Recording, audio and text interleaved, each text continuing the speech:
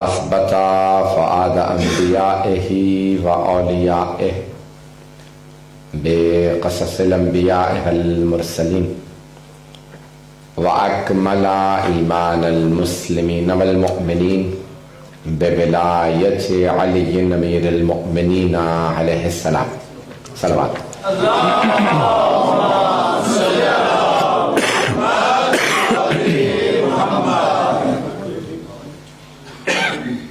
والصلاة والسلام والتحية والإكرام على أفضل الموجودات العبد المؤيد والرسول المسدد المصطفى الأمجد المحمود الأحمد أعني أبا القاسم محمد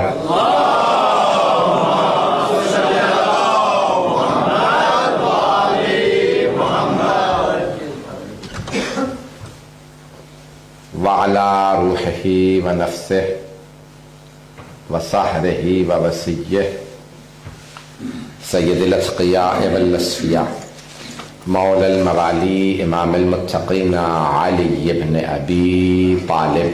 اللهم صل على محمد وعلى محمد وعلى أوصيائه لا سيما بقية الله في الذين روحي وأرواح العالمين لتراب مقدمه الفدا واللعنة الدائمة على أعدائهم أجمعين من الآن إلى قيام يوم الدين. أما بعد فقد قال الله الحكيم في كتابه الكريم بسم الله الرحمن الرحيم إنا أعطيناك الكوثر فصل لربك وانحر إن شانئك هو الأبتر. صدق الله العلي العظيم. صلوات. اللهم صل على محمد وعلى محمد.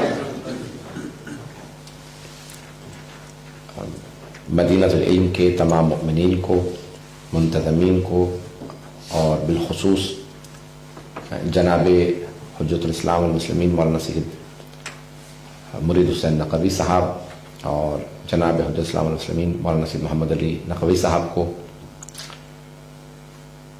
ولادت باسعادت حضرت صدیقہ کبریٰ بہت بہت مبارک. خداوند متعال ہمیں واقعاً یہ جشن، یہ میلاد بشارت نصیب فرمائے ظہور صاحب زمان علیہ السلام کی. میں نے مشہور و معروف سورہ کا انتخاب کیا ہے، قرآن کریم کا سب سے مختصر سورہ. اللہ نے جب قرآن میں تحدید کی ہے، چیلنج دیا ہے کفار و مشرکین کو جو رسول اسلام کو نہیں مانتے تھے، تو اللہ نے کہا اگر ہو سکے تو اس قرآن جیسی ایک کتاب بنا لا. اللہ نے اسے آسان بنایا اور کہا کہ فاتوا بمثل ھذا القرآن، پھر کہا فاتوا بعشر سورہ میں مثلے، 10 سورے بنا لاؤ قرآن کے سوروں جیسے. پھر اور آسان کیا، فَأْتُوا بِسُورَةٍ مِثْلِهِ وَادْعُوا شُهَدَاءَكُم مِّن دُونِ اللَّهِ، جسے چاہو مدد کے لیے بلا لو. قرآن کے سوروں جیسا ایک سورہ بنا لا. اور قرآن کا سب سے مختصر سورہ ہے سورہ کوثر، سورہ نمبر 108 ہے. اللہ نے قرآن میں بھی 114 سورے نازل کیے ہیں. 114. اللہ نے قرآن کو بھی 1 اور 14 سے خالی نہیں رکھا. 114 سورے ہیں قرآن کریم میں. مجھے سورہ کوثر سے متعلق کچھ مطالب کو پیش کرنا ہے صدیقہ کبریٰ کی عنوان سے. میں آپ کے سامنے خود ایام فاطمہ بھی پڑھ چکا ہوں، مجھے یاد بھی نہیں کتنی دفعہ مجالس پڑھ چکا ہوں. تو ہر دفعہ کوشش ہوتی ہے کچھ جدید مطالب یہ جو میں نے کم از کم آپ کے سامنے نہ پڑھے ہو.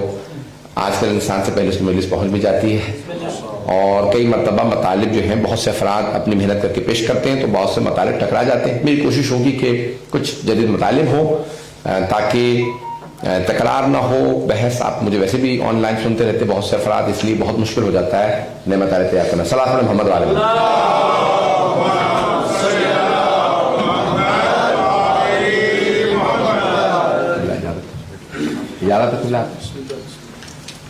محترم المقام جناب آیت اللہ حافظ اعظم ندوی صاحب تشریف لا چکے ہیں، اور ہمارے محترم قبلہ مولانا حجت الاسلام والمسلمین شیخ جعفر علی نجم صاحب لندن سے۔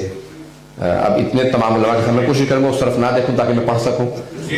اتنی بڑی بڑی ہستیاں موجود ہوں تو ویسی زبان پہ تالے لگ جاتے ہیں، آپ کی دعاؤں کا محتاج ہوں تاکہ میں پڑھ سکوں۔ تو ایسا نہیں کہ میں کوشش کروں گا اس طرف نہ دیکھوں تاکہ میں واقعی پڑھ سکوں۔ میں ہمارے بہت پرانے دوست ہیں، ان کی کہیں مجلس میں چلا گیا تو اس کے مجلس کے فوراً بعد آتے ہی مجھ سے لڑنے لگے، کہنے لگے آپ نے پوری مجلس خراب کر دی۔ اور میں نے کہا میں نے کیا کیا؟ کہنے لگے آپ نہ آتے تو میں پڑھ بھی لیتا۔ تو مجھے پورا یقین ہے کہ میرے بے انتہا محترم، میں بچپنے سے جن افراد کو دیکھ کے جوان ہوا ہوں، جن کا احترام کیا ہے اور جن سے سیکھتے رہے ہیں، آج وہ موجود ہیں، انشاءاللہ پیش کروں گا۔ سورہ کوثر کی میں نے کہا کہ تفسیر آپ نے مجھ سے بھی سنی ہوگی اور علماء سے بھی سنی ہوگی، میں نے کوشش کی ایک نئے پہلو کو لے کے آؤں یہاں پہ سورہ کوثر کے عنوان سے، تھوڑی سی توجہ کیجیے گا، شاید جدید مطالعے۔ فیضان گرامی، اللہ نے وہ چیلنج آسان کیا کہ پوری کتاب لے آؤ، 10 سورے لے آؤ، ایک سورہ لے آؤ۔ مختصر ترین جو قرآن کا سورہ ہے وہ سورہ کوثر ہے، لیکن اعجاز کے لحاظ سے اپنی آخری درجے پہ ہے، معجزے کے لحاظ سے آخری درجے پہ۔ کیوں؟ کیونکہ جس بی بی کا تذکرہ ہے اس سورہ میں وہ بی بی بے مثال ہیں، اور اس قرآن کے مختصر ترین سورہ میں اللہ نے جو ترکیب استعمال کی ہے، جو الفاظ استعمال کیے ہیں، وہ پورے قرآن میں کہیں نہیں آئے۔ پورے قرآن میں لفظ کوثر کہیں نہیں آیا سوائے سورہ کوثر۔ تھوڑی سی توجہ۔ گرامی، اللہ نے یہ جو کہا انا اعطیناکا، میں آج دوبارہ تحقیق کر رہا تھا، پہلے میں حالانکہ پڑھ چکا ہوں کیونکہ مجھے مطالب یہاں پہ پیش کرنا تھی علماء کی موجودگی میں، تو میں نے دوبارہ اس کو دیکھا ہے کہ آیا یہ ترکیب اللہ نے اس طرح سے قرآن میں کہیں اور نازل کی ہے، کہیں اور اللہ نے کہا قرآن کے اندر انا اعطیناکا، ہم نے آپ کو عطا کیا۔ تو اللہ نے اپنے حبیب سے قرآن میں اور جگہ پہ نہیں کہا ہم نے آپ کو عطا کیا۔ فَصَلِّ لِرَبِّكَ وَانْحَرْ، یہ ترکیب بھی پورے قرآن میں اور کہیں نہیں آئی۔ توجہ، اِنَّ شَانِئَكَ هُوَ الْأَبْتَرُ، یہ بھی کسی اور جگہ پہ قرآن میں موجود نہیں۔ توجہ، آل عمران کے اندر آیت نمبر 164 میں ارشاد فرمایا لقد من اللہ علی المؤمنین، اللہ نے احسان کیا ہے مومنوں پہ، اذ بعث فیہم رسولا من انفسہم، کہ اللہ نے ان میں اپنے رسول کو بھیجا، نہیں پہنچا سکا۔ عزیزان گرامی، اللہ مومنوں پہ احسان جتلا رہا ہے، میں نے کھانے کو دیا کبھی نہیں کہا، پینے کو دیا کبھی نہیں کہا، یہ سایہ دیا، لباس دیا، کتنی نعمتیں دی، لیکن اللہ نے کبھی نہیں کہا یہ سب میں نے دی۔ اللہ نے کہا میں نے اپنا محمد، میں نے اپنا رسول تمہارے درمیان نازل کیا۔ تم جہاں جاؤ گے ہر آدمی کہے گا یہ مسلمان کون ہے؟ کہ رسول عربی کے ماننے والے۔ اللہ نے نازل کیا حبیب خدا کو، بھیجا ہمارے درمیان، اس بعثا، اللہ نے مبعوث فرمایا۔ تو خداوند نے متعال نے جب رسول خدا سے متعلق ہم پہ احسان کیا تو کہا میں نے تمہارے درمیان اپنا رسول بھیجا۔ توجہ، اللہ نے وہ چیزیں رسول خدا کو عطا کی ہیں جو کسی نبی کو نہیں دی۔ بھئی 4 کتابیں ہیں، 100 صحیفے، اللہ نے انبیاء کو بلا بلا کے دی ہیں کتابیں۔ بھئی بڑے بڑے جید علماء موجود ہیں، بڑی ذمہ داری سے پڑھ رہا ہوں، تمام کتابیں اللہ نے بلا کے دی، صحیفے بلا کے دیے، پہاڑوں پہ بلایا۔ صحف ابراہیم و موسیٰ، جناب ابراہیم سے کہا آ جائیے ہم نے صحیفہ دینا۔ توجہ، جناب موسیٰ کو کوہ طور پہ بلایا، ہم نے توریت دینی ہے۔ جناب عیسیٰ کو جبل سعیر پہ بلایا، ہم نے انجیل دینی ہے۔ جناب داؤد کو بلایا فلسطین کے پہاڑوں پہ، ہم نے زبور دینی ہے۔ پیغمبر کو بلایا نہیں، کہا میرے حبیب آپ جہاں جائیں گے کتاب وہاں آئے گی۔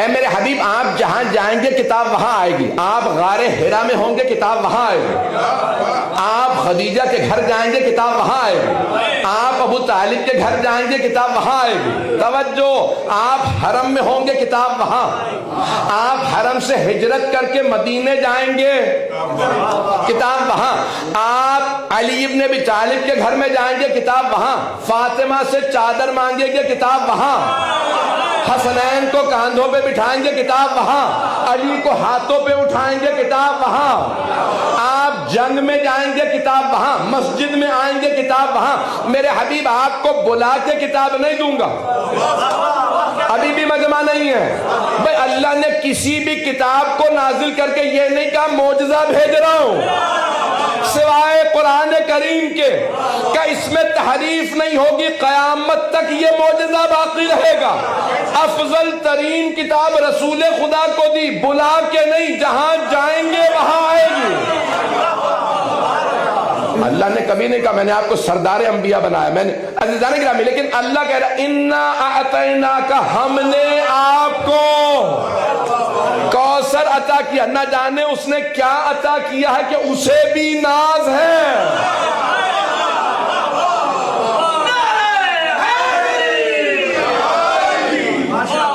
عزیزان گرامی، اب یہاں میں جو حوالے دوں گا، تین یعنی مختلف حوالے جو بھی پیش کروں گا اہل سنت کے بزرگ مفسرین کے۔ فخر الدین رازی بہت بڑے مفسر مانے جاتے ہیں، ہمارے مفسرین میں سے نہیں ہیں، تو انہوں نے اپنی تفسیر میں لکھا ہے کوثر سے مراد ہے خیر کثیر۔ مجھے صرف لفظ کوثر کو پیش کرنا ہے، اور قبلہ مجھے آپ کی دعائیں چاہیے، میں انشاءاللہ پیش کرنا چاہ رہا ہوں۔ اگر آپ سب حضرات میری دعا کیجیے گا، کوشش ہے کہ کوثر کو ایسے پیش کروں۔ میں نے کہا تھا ایک نئے زاویے سے دیکھیے گا، شاید ایک نیا پہلو ہو۔ تو فخر الدین رازی نے کوثر کے تفسیر میں لکھا ہے خیر کثیر، خیر کثیر یعنی خیر کی کثرت، زیادتی، انگریزی میں کہتے ہیں ابنڈنس۔ تو کثرت سے اللہ نے کسی کو کوئی خیر دی ہو تو اسے کہتے ہیں کوثر۔ یہ ہمارے مفسر نہیں ہے، فخر الدین رازی نے۔ تو فخر الدین رازی نے کہا کہ خیر کثیر، بہت زیادہ خیر کو کہتے ہیں کوثر۔ بعض لوگوں نے کوشش کی ہے کہ نہیں، حوض کوثر یہاں مراد ہے جو جنت میں ہے، اور بعض مفسرین نے اس کا یہ جواب دیا ہے کہ اللہ نے جب آخرت سے متعلق فرمایا ہے قَوَلَ سَوْفَ يُعْطِيكَ رَبُّكَ فَتَرْضَى، آپ کا رب آپ کو عطا فرمائے گا کہ آپ راضی ہو جائیں۔ اور کوثر میں کہا اِنَّا أَعْطَيْنَاكَ الْكَوْثَرَ، ہم نے آپ کو کوثر عطا کر دیا۔ نہیں پہنچا سکا بھئی، جو آخرت میں چیز ہے وہ مضارع کے صیغے میں، دنیا میں تلاش کرو کوثر کی تفسیر، کیونکہ ماضی کا صیغہ آیا، ہم عطا کر چکے ہیں۔ اگر میں پہنچا سکوں، مجھے تفصیل میں نہیں جانا۔ تو آئیے ذرا، خیر کثیر فخر الدین رازی کہتے ہیں کوثر ہے۔ تو قرآن میں دو کثرتوں کا تذکرہ آیا، دو کثرتیں، ایک ہے کوثر، دوسرے ہے تکاثر۔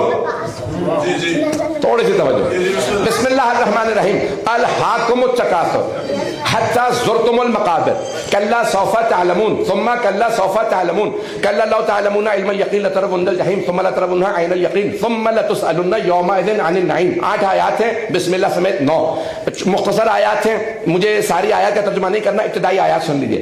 الہاکم التکاثر، تمہیں کثرت نے ہلاک کر دیا۔ تو میں نے کہا تھا کہ حوالے دوں گا شیعہ مفسرین کے نہیں، کیونکہ مجھے جو بحث پیش کرنی ہے اس کے لیے بہت ضروری ہے کہ میں حوالہ دوں کسی بھی مستند۔ فخر الدین رازی بہت بڑا نام ہے۔ اب یہاں پہ حوالہ دے رہا ہوں مولانا ابو العلا مودودی، تفہیم القرآن سے، ان کی 8ویں جلد کے اندر انہوں نے لکھا ہے، جو جماعت اسلامی کے بانی ہیں۔ وہ کہتے ہیں کہ تکاثر میں یہ جو ہلاکت کا سبب اللہ نے لحظ سے ہے، الہاکم، اور بڑی لمبی بحث ہے، مجھے خلاصہ پیش کرنا ہے میرے موضوع سے متعلق صرف کوثر اور تکاثر۔ اگر ہے اب تک مجمع میرے ساتھ، تو ہم کہتے ہیں تکاثر کیا ہے؟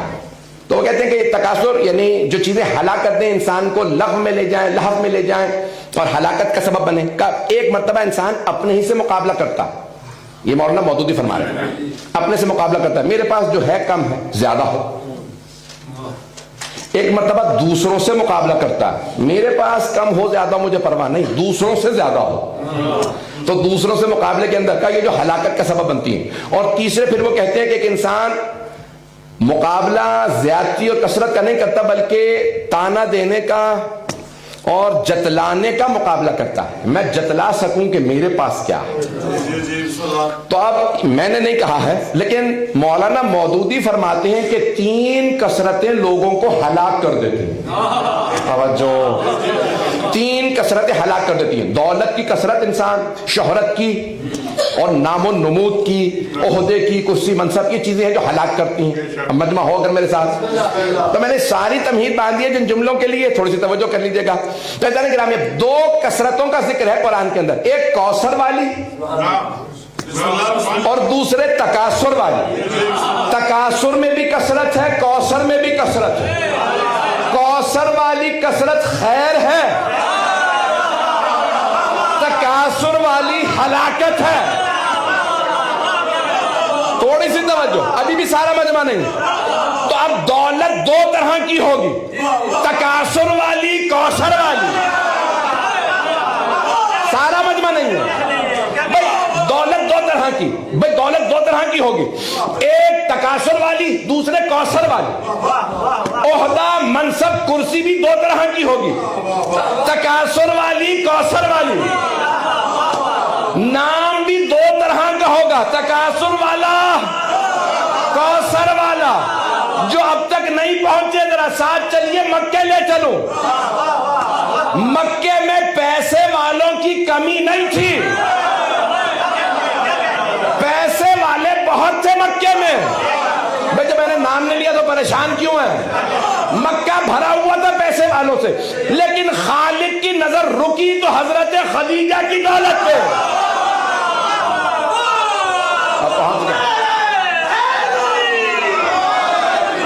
مجھے نہیں معلوم سارا مجمع ہے یہ نہیں۔ اللہ کی نظر رکی تو جناب خدیجہ کی دولت پہ۔ دولت تو اوروں کے پاس بھی تھی، لیکن وہ ساری دولت، وہ پیسہ تکاثر والا تھا، جناب خدیجہ کا پیسہ کوثر والا تھا۔ ابھی بھی سارا مجمع نہیں ہے بھائی، مکہ سرداروں سے بھرا ہوا تھا، 40 سے زیادہ قبیلے تھے، ہر قبیلے کا کوئی سردار تھا، کہیں عتبہ تھا، کہیں شیبہ تھا، کوئی ابو سفیان تھا۔ اللہ نے سارے سرداروں کو دیکھا، اس کی نظر رکی تو حضرت ابو طالب پہ۔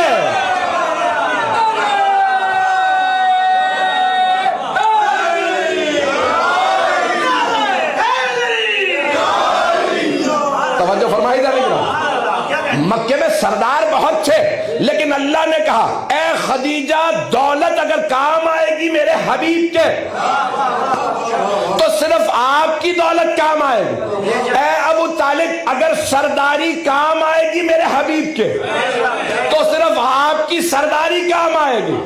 سردار بہت تھے، توجہ، اللہ نے کہا سارے سردار ہیں تکاثر والے، ابو طالب ہیں کوثر والے۔ تکاثر جہنم میں لے جاتا، کوثر جنت میں۔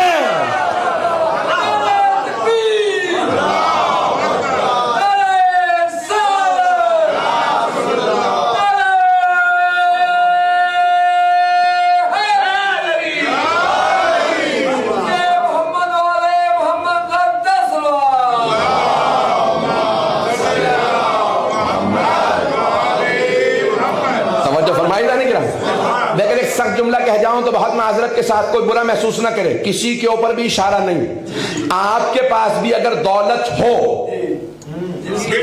عہدہ ہو، منصب ہو، کوئی وزارت مل جائے، کوئی بڑا عہدہ مل جائے، کسی کو دولت مل جائے، کسی کو نام مل جائے، تو پھر دیکھ لیجئے یہ تکاثر والا ہے یا کوثر والا۔ اگر اہل بیت سے دور کر دے تو تکاثر ہے، قریب لے آئے تو کوثر ہے۔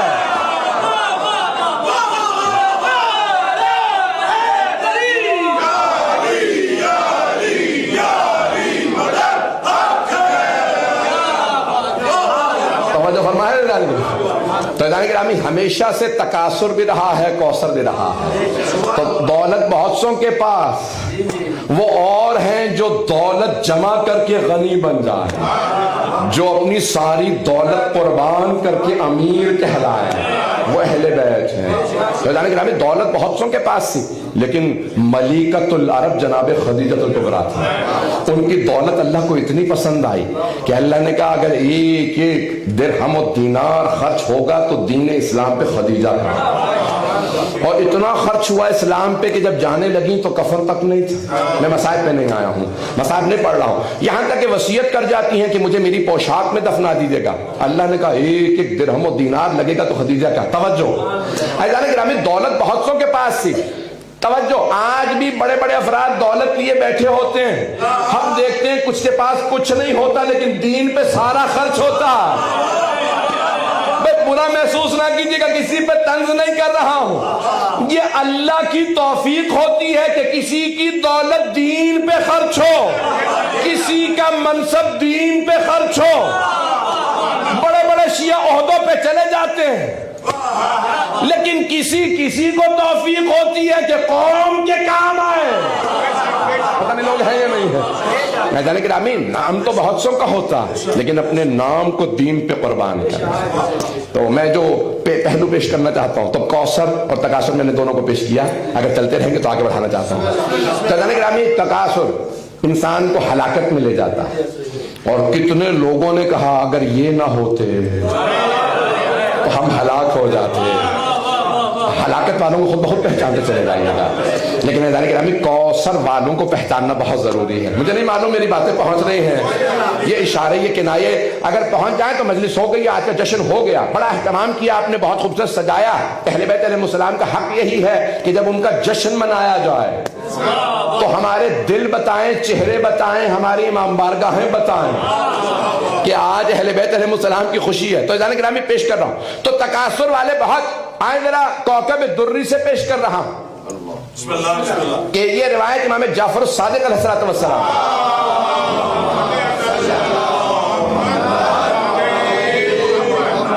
یہ روایت میں نے شاید یہاں پہ پڑھی ہو، مجھے یاد نہیں ہے کہ میں نے کہاں پڑھی، میں نے 2-3 جگہ پہ اس کو روایت کو دہرایا، لیکن سن لیجئے گا پھر بھی محبت سے۔ پچھلے مطالب میں نے یہاں پہ پہلے نہیں پڑھے ہیں، لیکن یہ سن لیجئے گا روایت، اگر آپ نے مجھ سے سن بھی رکھی ہے تب بھی سن لیجئے گا۔ تو اب جہاں پہ پوچھا حل جزاء الاحسان الا الاحسان، سورہ رحمان ذہنوں میں آ گیا۔ شہید الصغیر کہتے ہیں نا کہ جب جنت کا تذکرہ آئے تو مومن کو خوش ہونا چاہیے، کیونکہ اس کے وطن کا نام آیا۔ تو جنت جو ہے وہ آپ نے کبھی بھی اس کا نقشہ پڑھنا ہو تو سورہ رحمان کو پڑھ لیجیے۔ اس سورہ کو قرآن کی دلہن کہا جاتا ہے، کیوں؟ کیونکہ اس کے اندر جنت کا پورا اللہ نے نقشہ کھینچا ہے۔ اور مولا کائنات کی ایک حدیث ہمیشہ میرے ذہنوں میں رہتی ہے کہ آپ فرماتے ہیں ہر چیز جب کوئی آدمی تمہارے لیے بتائے نا کہ ایسی ہے، وہ جگہ ایسی ہے، وہ باغ ایسا تھا، جاؤ جا کے دیکھو، وہ دریا ایسا، وہ پہاڑ ایسا، جب جا کے دیکھو گے تو جتنی تعریفیں سن کے آئے ہو اسے ویسا نہیں پاؤ گے۔ لیکن مولا فرماتے ہیں کہ جتنا بھی سب نے بیان کر دیا جنت سے متعلق، وہ کچھ نہیں ہے جب جا کے دیکھو گے۔ مولا کائنات کی حدیث، خدا کی قسم میرے رونگٹے کھڑے ہو جاتے ہیں۔ مولا فرماتے ہیں جب جنت کو جا کے دیکھو گے پھر اندازہ ہوگا جو کچھ سن کے آئے تھے کچھ نہیں ہے، جو جنت ہے۔ تو سورہ رحمان بہت خوبصورت سورہ، جنت کا تذکرہ، جنت کا نظارہ، لیکن اس کے اندر آیت ہے حل جزاء الاحسان الا الاحسان فبأي آلاء ربكما تكذبان، کیا احسان کا بدلہ احسان کے اور کچھ ہو سکتا ہے؟ کیا نیکی کا بدلہ نیکی کے سوا اور کچھ ہو سکتا ہے؟ تو اب 2 محسن اسلام ہیں، کچھ لوگ پہنچ گئے ہیں، ایک ہے حضرت ابو طالب، ایک ہے حضرت خدیجہ الکبریٰ۔ توجہ، تب اللہ نے کہا اے ابو طالب آپ کی سرداری جتنی بھی ہو آپ نے میرے حبیب پہ قربان کر دی، آپ کی اس نیکی کے بدلے میں حل جزاء الاحسان الا الاحسان کے عوض ہمارے خزانے میں جو سب سے انمول ہے وہ ہے علی، ہم نے اپنا علی آپ کو دیا۔ اب قیامت تک جو بھی لکھے گا علی تو لکھے گا ابن ابی طالب۔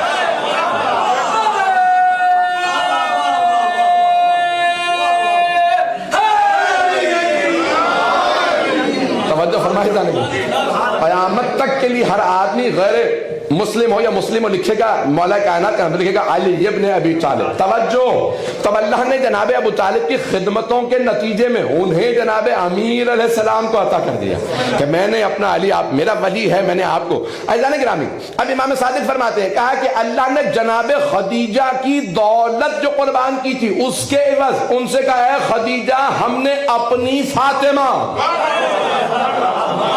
آپ کو عطا کی. آگے آیات میں مرج البحرین یلتقیان بینہما برزخ لا یبغیان. توجہ, امام فرماتے ہیں یہاں دو سمندروں سے مراد علی و فاطمہ ہیں, برزخ سے مراد محمد مصطفیٰ ہیں. یخرج منہما اللؤلؤ والمرجان, ان دو سمندروں سے دو موتی ملیں گے, ایک سبز ہوگا دوسرا سرخ. جو سبز ہوگا وہ حسن مجتبیٰ, جو سرخ ہے وہ حسین ہے.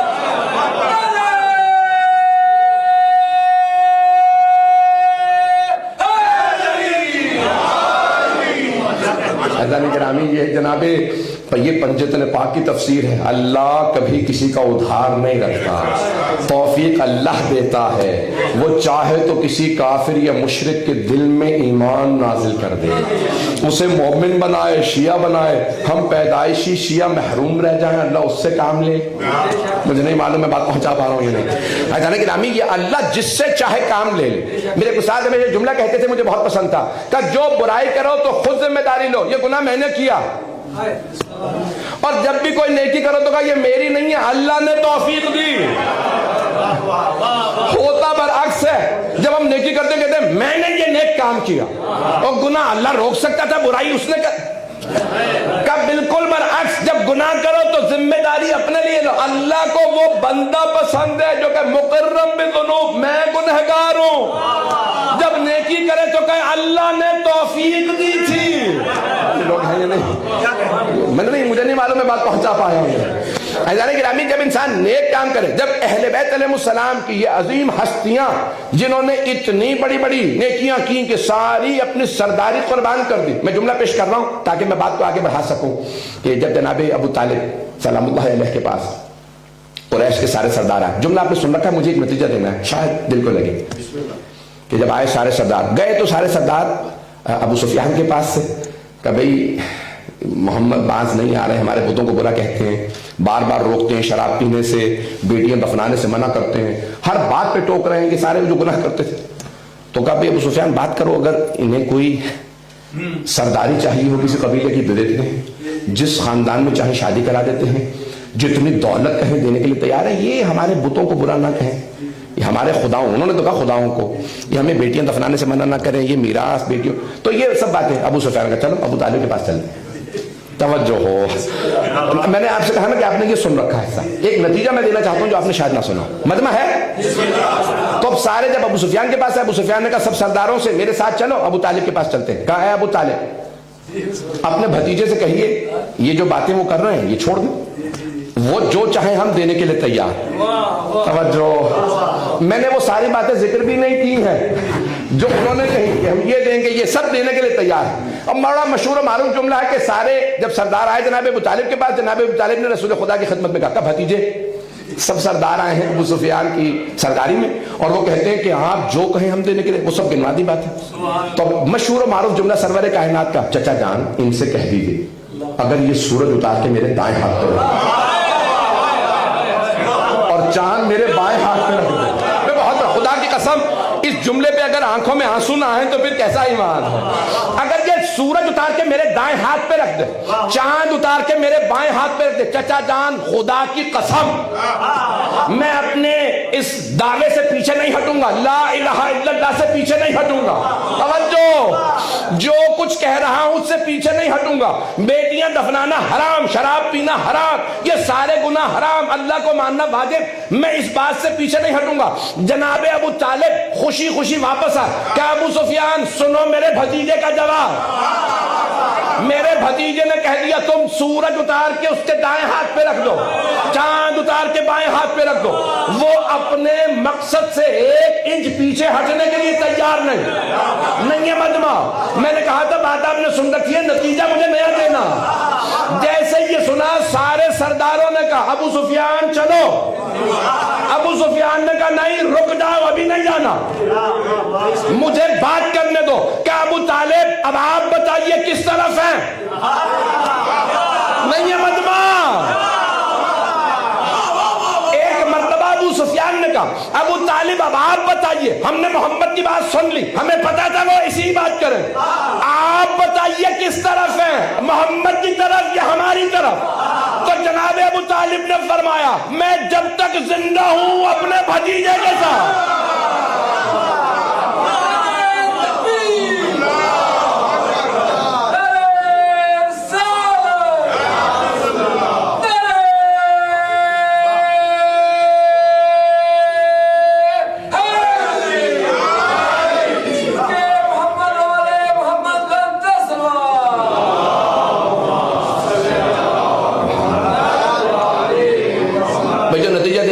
سن لیجیے.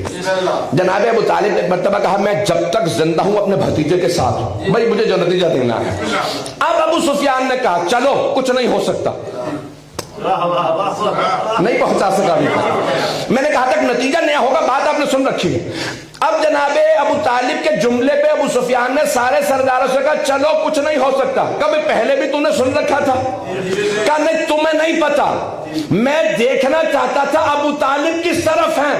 محمد کا تب تک ہم کچھ نہیں بگاڑ سکتے جب تک ابو طالب محمد کے ساتھ.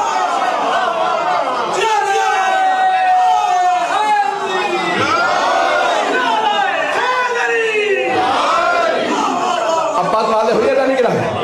مشرکین و کفار سمجھ رہے تھے جب تک کہ بوڑھے ہاتھوں میں دم ہے. جناب ابو طالب بزرگ تھے, جوان نہیں, خدا کی قسم بزرگ تھے. اور یہاں تک ہے کہ 80 برس, اتنے بزرگ سن و سال کے اندر سفید ریش ہیں, بزرگ ہیں, کہہ رہے میں اپنے بھتیجے کے ساتھ کھڑا ہوں. فیضان گرامی یہ جملے سنے کہ ابو سفیان نے کچھ نہیں ہو سکتا محمد کا جب تک یہ ساتھ, کیونکہ جانتے ہیں یہ اکیلے ساتھ نہیں, ان کا ساتھ علی بھی ہے, جعفر طیار بھی ہے, حمزہ بھی ہیں. نہیں ہے مجمع, یہ جانتے ہیں یہ جو بنی ہاشم کے چند افراد ہیں یہ سارے مکے کے لیے کافی. جو ابھی بھی نہیں پہنچا وہ سن لے, بڑی ذمہ داری سے پیش کر رہا ہوں. ایک مرتبہ کوفے والے آئے جناب امام حسن مجتبی علیہ السلام کے پاس, بھئی میں آج جہاں تک پہنچانا چاہ رہا تھا پہنچا نہیں پا رہا ہوں. ایک مرتبہ آئے, کہا کہ اے حسن مجتبی اپنے بابا سے کہیں ذرا پیٹ بھر کے کھانا کھا لے, سوکھی روٹی کھاتے ہیں, علی کی ٹانگیں کمزور ہو گئی ہیں, ہم نے اپنی آنکھوں سے دیکھا. ایک مرتبہ مولا حسن مسکرائے کا بابا کوفے والے کہتے ہیں ہم لاتے ہیں. ایک مرتبہ کوئی بکرا کھا لیجیے, کوئی بڑا جانور. مولا نے مسکرا کے کہا میرے لال کوفے والوں سے کہہ دو اس بڑھاپے میں, ان کمزور ٹانگوں سے, اس سفید ریش سے اگر سارے عرب جمع ہو جائیں میں علی سب کے لیے کافی ہوں.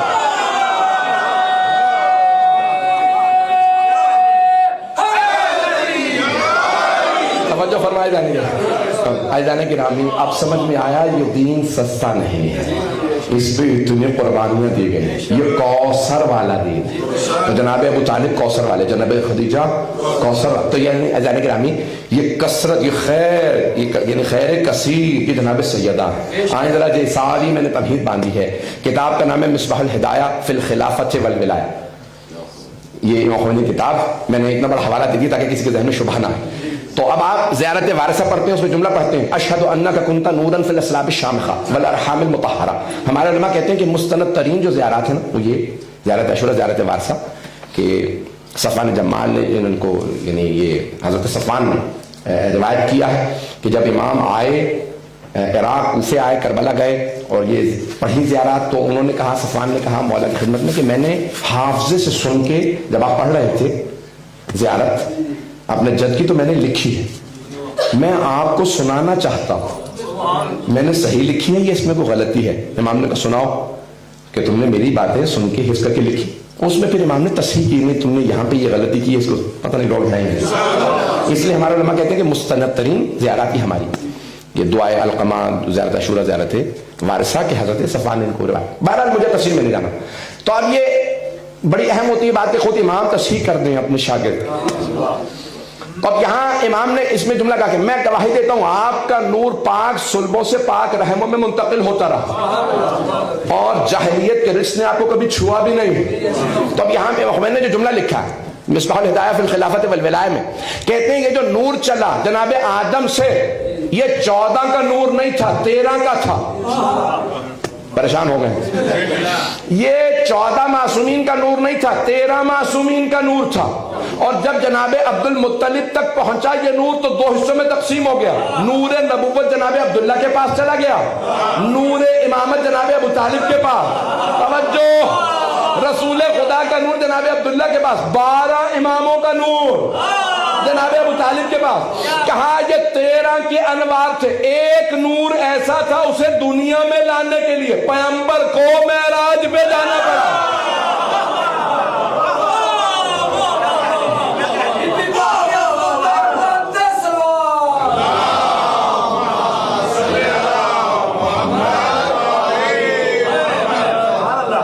اس مقام پہ آپ وحی خراسانی کہتے ہیں کہ اب پتہ چلا معراج مقدمہ ہے آمد جناب حیدان گرامی کہ ایک نور ایسا جس کے لیے سرور کائنات معراج پہ گئے ہیں کہ وہاں پہ سیب دیا جنت میں. مجھے تفصیل میں نہیں جانا کہ اس میں جناب فاطمہ کا نور ودیعت کیا گیا ہے. حیدان گرامی کون ہے خاتون جنت؟ اللہ نے, میں نے رات ایک جملہ پیش کیا تھا اس سے بات کو آگے بڑھاؤں گا کہ اللہ نے اتنی بیویوں کو خلق کیا اور ان تمام بیویوں میں کیونکہ اللہ کے ہاں تجربہ نہیں ہے, ٹرائل اینڈ ایرر نہیں ہے, مجھے ممبر بنانا میں دیکھوں گا پھر اس کی نقل کروں گا, غلطی کروں گا اس سے سیکھوں گا. جو بغیر مثال کے بنائے وہ اللہ ہے. ایسے لوگ ہیں یا نہیں؟ وہ تجربے نہیں کرتا, ٹرائل اینڈ ایرر نہیں کرتا, وہ غلطی سے نہیں سیکھتا. اس نے وہ اپنے علم سے, وہ علیم ہے, خبیر ہے, جانتا میں نے ایسی ایسی بیویاں بنانی ہیں. کوئی ان میں حوا ہوگی, کوئی ان میں ہاجرہ, کوئی سارہ, توجہ, کوئی آسیہ, کوئی مریم, کوئی خدیجہ. ایک ایسی بیوی بناؤں کہ یہ سب بیویاں بھی انہیں سلام کریں. وہ خاتون جنت حیدان گرامی, یہ سب بیویوں کی سردار جناب فاطمہ الزہرا. تو انا اعطیناک الکوثر کی تفسیر جناب فاطمہ الزہرا.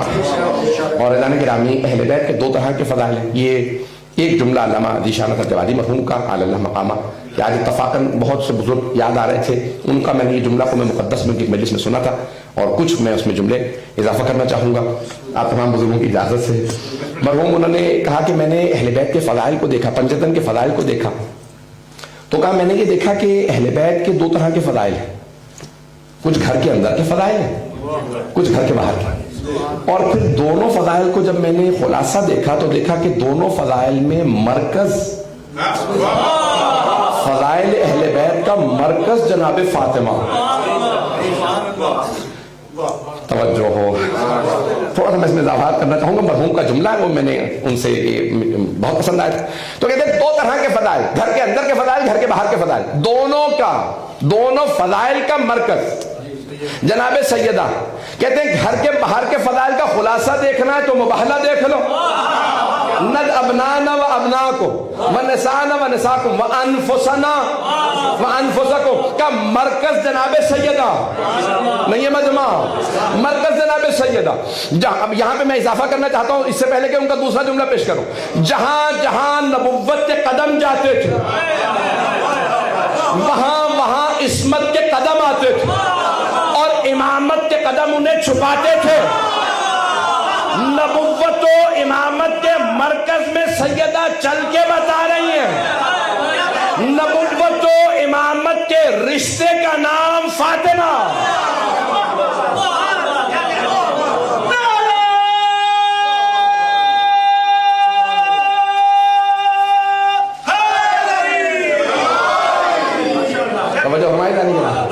مرکز جناب خاتون جنت ہے. اور گھر کے اندر کے فضائل کا خلاصہ دیکھنا ہے تو آیت تطہیر کو دیکھ لیجئے, حدیث قصہ کو دیکھ لیجئے کہ اللہ نے جو تعارف کروایا تھا ہم فاطمہ و ابوہا و بعلہا و بنوہا. حیدان گرامی اللہ نے جب تعارف کروایا ہے تو خاتون جنت سے تعارف کروایا. یہ اس زمانے میں بہت ضروری تھا جہاں لوگ بیٹیاں زندہ دفنا رہے تھے.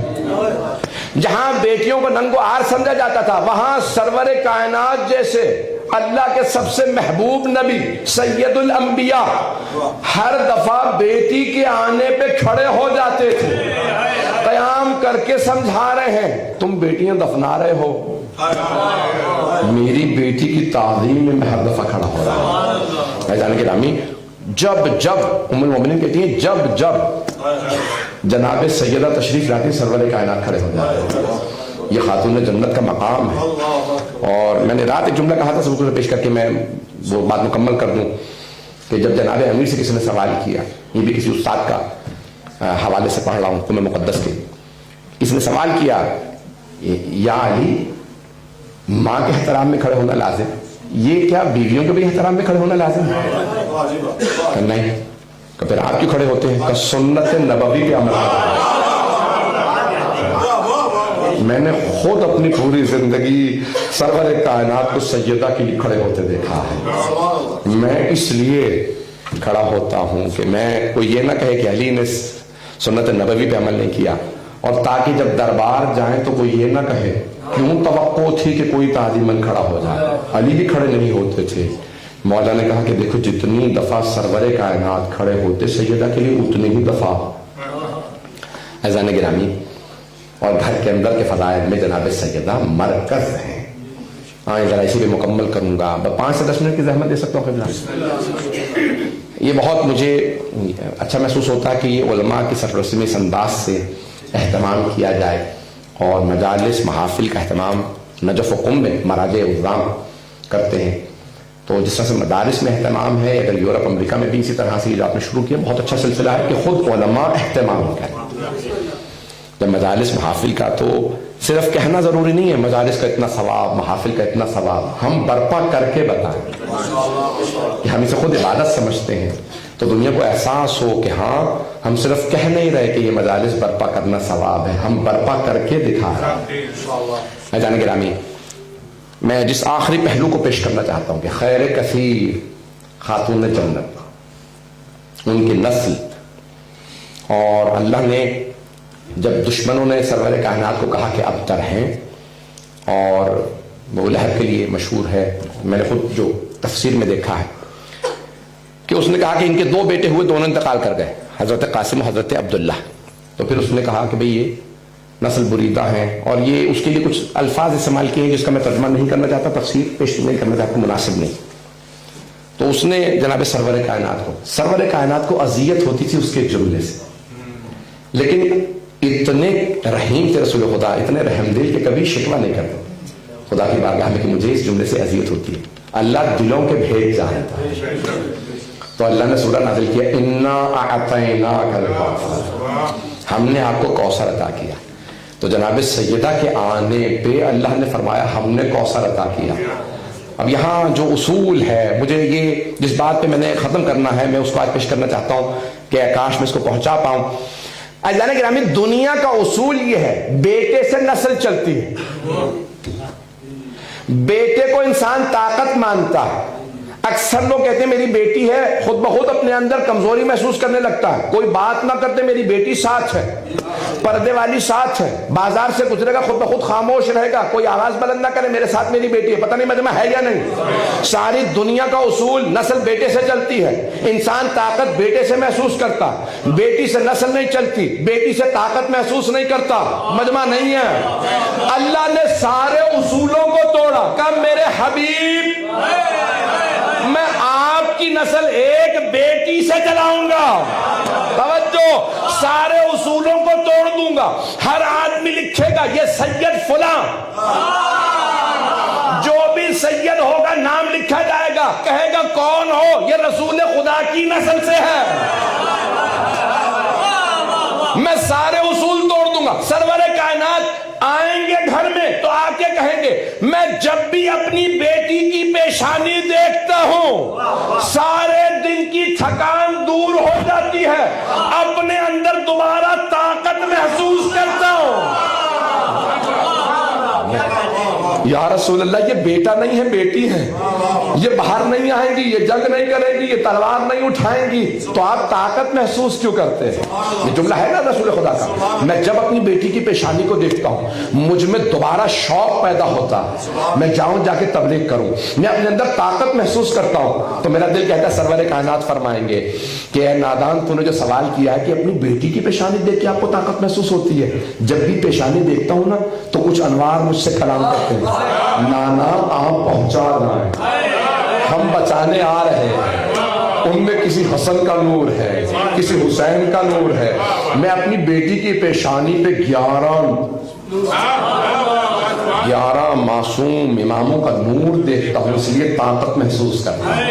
عزیزان گرامی، دنیا کا اصول یہ ہے کہ لوگ بیٹیوں کے اوپر کبھی اتنا ناز نہیں کرتے، میری بیٹی نہ ڈر سکتی ہے. بھئی بیٹی ہے، یہ کس کس سے؟ عزیزان گرامی یہاں تک ملتا ہے. میں ایک جملے کی تشریح پیش کر رہا ہوں، اگر علماء کو اچھا لگے تو میرے لیے ذرا دعا کیجیے گا. عزیزان گرامی، آپ نے ابھی میرے بھائی بھی پڑھ رہے تھے، علماء بھی پڑھتے ہیں، میں نے بھی پڑھا. مجھے بی بی کا سب سے زیادہ لقب جو پسند ہے نا وہ ہے ام ابیہا. ام ابیہا اردو میں کہتے ہیں، فارسی میں ام ابیہا. ایک تشریح اس کی پیش کر رہا ہوں کہ شاید میں نے نہیں سنی نہ پڑھی ہے، میرا دل کہہ رہا میں نے پیش کی ہے، اور اگر غلط ہوگا تو انشاءاللہ قبلہ و کعبہ میری تصحیح کر دیں گے، میں آئندہ نہیں پڑھوں گا. تو عزیزان گرامی یہ ام ابیہا کیوں کہا؟ رسول خدا نے کیوں کہا ام ابیہا ہے؟ فاطمہ اپنے بابا کی ماں. عزیزان گرامی میرا ایک سوال ہے آپ سے، ماں باپ کو اولاد سے زیادہ محبت ہوتی ہے یا اولاد کو ماں باپ سے؟ ماں باپ کو اولاد سے زیادہ محبت ہوتی ہے. اولاد جتنی بھی محبت کر لی اتنی محبت نہیں کر سکتی جتنی ماں باپ کو اولاد سے ہوتی ہے. توجہ ہو عزیزان گرامی، اب جناب خاتون جنت کو اتنی محبت تھی رسول خدا سے جتنی ایک بیٹی کو باپ سے نہیں ہوتی، جتنی ایک ماں کو اولاد سے ہوتی ہے. اب رسول خدا نے دیکھا میری ایک ہی بیٹی 6 برس کی دروازے کے پیچھے کھڑے ہو کے انتظار کرتی ہے، میرے بابا آنے والے ہیں، بابا جان لگتا ہے کہ آپ بہت تھکے ہارے آئے ہیں، میں پانی ڈالتی ہوں، اپنے چہرے کو دھو لیجئے، اگر کبھی خستگی ہو تو دور ہو جائے. عزیزان گرامی اتنی محبت بیٹیاں نہیں کرتی اتنی ماں کرتی ہے. اب پیغمبر کیوں نہ کہیں یہ میری بیٹی نہیں ہے یا ام ابیہا، یہ میری بیٹی نہیں ہے، یہ اتنی محبت کرتی ہے. خدا کی قسم میں نے اپنی آنکھوں سے روایتیں پڑھی ہیں کہ جناب سیدہ نے جناب فضہ سے کہا، میرے بابا کی حدیث میں نے رکھی تھی، کبھی بھی آگے پیچھے ہو گئی، کہا فضہ تمہیں نہیں معلوم مجھے ہر چیز سے زیادہ اپنے باپ کا کلام پسند ہے. عزیزان گرامی کہا میں اپنے بچوں کو بھی اپنے بابا پہ قربان کر دوں، نہیں پہنچا سکا. ہر آدمی یہی کہتا نا میں اپنے بچوں پہ قربان، میرے بڑے اپنے بچوں پہ. جناب سیدہ کیا فرما رہے ہیں؟ میں اپنے بچوں کو اپنے بابا پہ قربان کروں. عزیزان گرامی کوئی ماں باپ اپنے بچوں کو کسی پہ قربان نہیں کرتے. عزیزان گرامی یہ محبت تھی جناب خاتون جنت کے دل میں اپنے بابا کی، اتنی محبت تھی کہ کوئی دنیا کی بیٹی اپنے بابا سے نہیں کر سکتی جتنی جناب خاتون جنت کو اپنے بابا رسول خدا سے. اور بی بی نے 3 دفعہ یہ جملہ کہا ہے. میں نے یہ تو پڑھنا نہیں تھا، میں نے ختم کر دیا، اگر 2-4 منٹ میں یہ جملہ مکمل کر دوں گا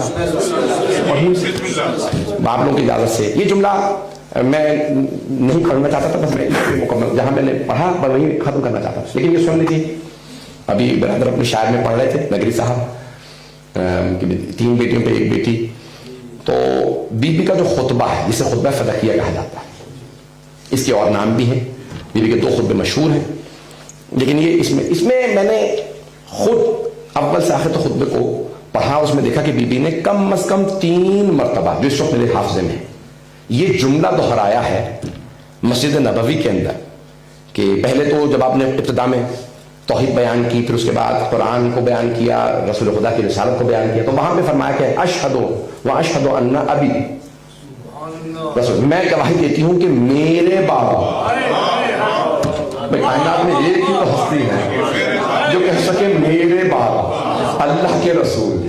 توجہ، خدا کی قسم مولا علی نے ہمیشہ کہا واشہد ان محمد عبدہ ورسولہ، میں گواہی دیتا ہوں محمد اللہ کے بندے رسول. نہیں ہے مجمع، سارے مجمع کی توجہ، کچھ پہنچ گئے. مولا علی نے بھی ہمیشہ کہا میں گواہی دیتا ہوں محمد اللہ کے بندے رسول. بس ایک ہستی ہے جنہوں نے کہا میں گواہی دیتی ہوں میرے بابا واشہد ان ابی رسول اللہ. میں نے خود دیکھا بعض کتابوں میں کہ ولادت پہ بھی کہا. جب بی بی کی ولادت ہوئی تو آپ نے سجدے میں اپنی پیشانی کو رکھا کہ اشہد ان لا الہ الا اللہ وحدہ لا شریک لہ, اور فوراً کہا اشہد ان ابی, میں گواہی دیتی ہوں میرے بابا, میرے, ہمارے نہیں. شاید میں پہنچا نہیں سکا, سارے بندے کی توجہ. بی بی نے فرمایا واشہد ان ابی. چلیں آپ کہیں گے بھئی یہ تو کیونکہ کہا ہی جاتا ہے, میں تو یہاں پہ ایک دفعہ کہہ دیا میرے بابا. نہیں, پھر بی بی نے اکتفا نہیں کیا, آگے بڑھی. پھر بی بی فرماتی ہیں اعلموا ایھا الناس اعلموا انی فاطمہ, اے لوگو جان لو میں فاطمہ ہوں. وابی محمد, میرے بابا محمد مصطفیٰ. دوسری مرتبہ فرما میرے بابا. جب جناب یعقوب کے بیٹے گئے تھے عزیز مصر کے سامنے تو کہا تھا ابو ہمارے بابا بزرگ ہیں, کیونکہ 12 بیٹے تھے, وہ نہیں کہہ سکتے تھے میرے بابا. جناب سیدہ کہہ رہی ہیں میرے بابا. سننے والے عرب تھے, ٹوکا نہیں, 3 اور بھی ہیں.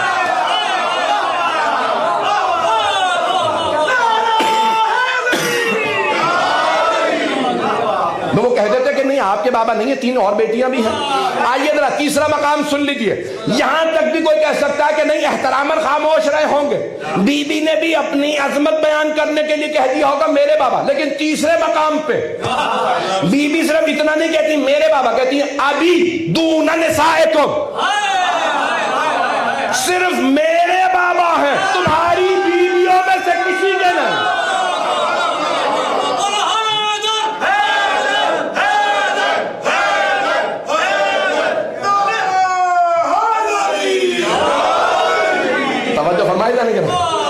ابھی دون نسائکم, صرف میرے بابا, تمہاری خواتین میں سے کسی کے بابا نہیں. عزیزان گرامی, اب یہ میں ایک جملہ یہاں پہ کہنا چاہتا ہوں کہ اگر اور بیٹیاں اور بہنیں بھی ہوتی, بیوی اور بہنیں بھی ہوتی تو پھر چلے وہ احتراماً خاموش رہے. بی بی کی عدالت پہ حرف آتا, اور بہنیں بھی تھی وہ صرف کہہ رہی ہیں صرف میرے بابا. نہیں مجمع, بی بی کی عدالت کا تقاضا یہ ہے کہ بی بی فرماتی نہیں ہمارے بابا. یہ کہنا کہ صرف میرے بابا اس بات کی دلیل ہے کہ صرف آپ کے بابا. اور پھر عزیزان گرامی, یہ سرور کائنات کے لیے کتنی حدیث ہیں. ہر روز جناب سیدہ کے گھر آتے, بار بار ملتے, تحفہ لاتے, بی بی کو دیتے. اور اگر اور بیٹیاں بھی ہیں اور محرم ہیں تو پھر تقاضا ہے نا کہ چاہے وہ معصومہ نہ ہو, پتہ نہیں لوگ ہیں یا نہیں, چاہے کائنات کی ملکہ نہ ہو, تقاضا تو ہے کہ اوروں سے بھی ملے. توجہ عزیزان گرامی, یہ سرور کائنات سمجھانا چاہ رہے ہیں پالی ہوئی بیٹیاں اور ہوتی ہیں, خونی بیٹیاں اور ہوتی ہیں. اور یہ کمال جناب خدیجہ کا ہے کہ انہوں نے غیروں کی بیٹیاں اس محبت سے پائی کہ لوگ آج تک شک کر رہے ہیں اپنی تھی یا اوروں کی. ہمارے ایک استاد شیخ جعفر الہادی مرحوم ہو گئے, کرونا سے انتقال گئے. عادل شیخ جعفر الہادی تاریخ میں, کلام میں, تقابل ادیان میں یہ بہت بڑا نام تھا. میں نے 2 سال ان سے بہت استفادہ کیا. مرحوم فرماتے تھے کہ میں ثابت کر سکتا ہوں کہ حضرت ہاشم اور امیہ بھائی نہیں تھے. یہ انہوں نے جو لکھا ہے کہ جڑواں بھائی تھے, ایک کا پاؤں دوسرے کے ساتھ سے جڑا ہوا تھا, تو وہ مرحوم کہتے تھے کہ نہیں بھائی نہیں تھے. توجہ, حضرت عبد مناف کہیں شام گئے تو دیکھا کہ غلام بک رہے ہیں, تو غلام خریدنا چاہا. ایک آدمی نے کہا یہ غلام خرید لیں, اس کو کوئی نہیں خرید رہا. تو ان کا کیوں, کہا اس کا شجرہ نہیں معلوم ہے, یعنی شکل و صورت کا اچھا نہیں ہے, کمزور ہے, ایسا ہے ویسا ہے, اس لیے کوئی اسے خرید نہیں رہا. تو کوئی بات نہیں, خریدا. اور آنے کے بعد کہا ہاشم اپنے بیٹے سے کہا اسے کبھی غلام نہ سمجھنا, اسے میں بڑی حسرت سے لے کے آیا ہوں, اسے ہمیشہ بھائی سمجھنا. توجہ ہو, اب یہ کمال حضرت ہاشم کا تھا کہ کبھی امیہ کو محسوس نہیں ہونے دیا تو غیر ہے, تیرے باپ کا پتہ نہیں ہے، تو ایسا ہے تو ویسا. اب کیا ہوا، امیہ کے دل میں حسد آنے لگا. جہاں جاتے ہیں ہر آدمی کہتا ہے ہاشم خوبصورت ہے. یہ جب تیر اندازی کرتا ہے اس کا نشانہ جگہ پہ بیٹھتا. یہ بہادر ہے، یہ دلیر ہے، یہ سخی ہے. نہیں ہے مجمع. اب اس کے دل میں بغض بیٹھا جو نسلوں میں منتقل ہوتا گیا. عزیزان گرامی، یہ اہل بیت کا کرم ہے، انہوں نے اوروں کو اس محبت سے پالا. لوگ آج تک شک کرتے ہیں. یہ ہمارے استاد کہتے تھے کہ ان کا کمال تھا بنی ہاشم کا کہ اس محبت سے پالتے تھے، کبھی غیر کو غیر محسوس نہیں ہونے. کہ یہ حضرت خدیجہ کا کمال تھا، کبھی بھی محسوس نہیں ہونے دیا یہ اوروں کی بیٹیاں کہ انہیں حصہ بھی دو، انہیں دولت بھی دو. انہیں کتنی محبت سے پوشاک اعلیٰ سے اعلیٰ دی. عزیزان گرامی، آئیں ذرا اس بی بی کا صدقہ مانگے کہ جو اتنی کریمہ بی بی ہیں، جن کے بابا کریم ہیں. پروردگارہ آج کے اس میلاد کے صدقے میں بانیان جشن، شرکت کنندگان، پڑھنے والے، سننے والے، علماء اعلیٰ، محترم المقام، اور جتنے بھی ہمارے مومنین نے اس میں پڑھنے میں حصہ لیا، یہ جس طرح سے بھی حصہ لیا، پروردگارہ سب کی توفیقات میں اضافہ فرما، ہم سب کی عاقبت بخیر فرما. پروردگارہ زندگی میں ہمیں بار بار خاتون جنت کی زیارت نصیب فرما، آخرت میں ان کی شفاعت نصیب فرما. پروردگارہ جو ہاتھ بلند ہیں کسی کو رد نہ فرما. پروردگارہ تجھے واسطہ اپنے عزت و جلال کا، تجھے واسطہ محمد وعلی محمد کی عظمت کا، ہمیں جنت البقیع دوبارہ تعمیر ہوتا دیکھنا نصیب فرما. بھئی یہ 100 سال ہو رہے ہیں اس سال جنت البقیع کے انہدام کو، تو اس لیے میں بار بار ہر جگہ پہ اس کو پوائنٹ آؤٹ کر رہا ہوں. پروردگارہ اس وقت دنیا کے حالات بہت سخت خراب ہیں، دنیا کے اندر ظلم بڑھ چکا، وبائیں ہیں، بے انتہا مسائل ہیں. پروردگارہ ان تمام وباؤں کا خاتمہ فرما، ظلم کا خاتمہ فرما. ہم سب کو صاحب الزمان علیہ السلام کا ظہور دیکھنا نصیب فرما. دشمنان اہل بیت کو نیست و نابود فرما. داعش و طالبان کو، آل سعود کو غارت فرما. پروردگارہ اس وقت دنیا میں حالات خراب ہیں، خصوصاً کشمیر میں، افغانستان میں شیعوں کے بہت زیادہ حالات خراب ہیں اس وقت. خود پاکستان میں حالات خراب ہیں، ہائی الرٹ پہ ہے. سیلاب زدگان کے حالات ابھی تک بہتر نہیں ہوئے ہیں. ہندوستان میں مسلمان کے حالات خراب ہیں. ایران، عراق، شام، بحرین، یمن، فلسطین، نائجیریا، برما، کس کا نام لوں، اتنی طویل فہرست. پروردگارہ سب جگہ حالات بہتر فرما. مومنین کے جان، مال، عزت، آبرو کی حفاظت فرما. تمام بے اولادوں کو اولاد عنایت فرما. اولاد والوں کی اولاد کو نیک و صالح بنا. پروردگارہ ہم سب کی عاقبت بخیر فرما. اسد عباس ان کی فیملی اور دیگر افراد نے اس جشن کا اہتمام کیا. پروردگارہ کی توفیقات میں اضافہ فرما. پروردگارہ بہت سے لوگوں نے مجھ سے التماس سے دعا کی ہے، مجھے نام یاد نہیں ہے، مجھے دعائیں تک یاد نہیں ہیں. بہت سے لوگوں نے مختلف اپنے کاموں کے لیے مجھ سے دعا کی، اور خاص طور سے کہا کہ خصوصی طور پہ دعا کر دیجیے گا. پروردگارہ جتنے افراد نے ہم سب سے التماس سے دعا کی ہے، سب کی دعائیں مستجاب فرما. پروردگارہ یہ جو ہاتھ بلند ہیں، تجھے واسطہ اپنے عزت و جلال کا، کسی کو خالی نہ لوٹا. ہمیں اس جشن کی عیدی عنایت فرما. ہمارے گناہ کبیرہ صغیرہ معاف فرما. ہم سب کی عاقبت بخیر فرما. پروردگارہ ہماری ان گنہگار آنکھوں کو صاحب الزمان کا ظہور دیکھنا نصیب فرما. ربنا تقبل منا انک انت السمیع العلیم بحق محمد وآلہ الطیبین الطاہرین المعصومین. پروردگارہ حسینۃ الزہرا جناب سیدہ کے نام سے موسوم ہے.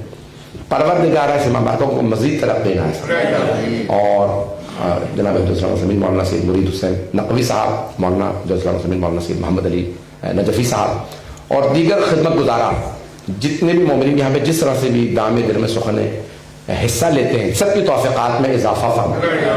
بہت سے لوگوں نے پروردگارہ جس طرح سے بھی دنیا کے اندر جہاں پہ بھی اہتمام کیا ہے، یہ اپنی بارگاہ میں قبول فرما. ربنا تقبل منا انک انت السمیع العلیم بحق محمد وآلہ الطیبین الطاہرین المعصومین. صلوات.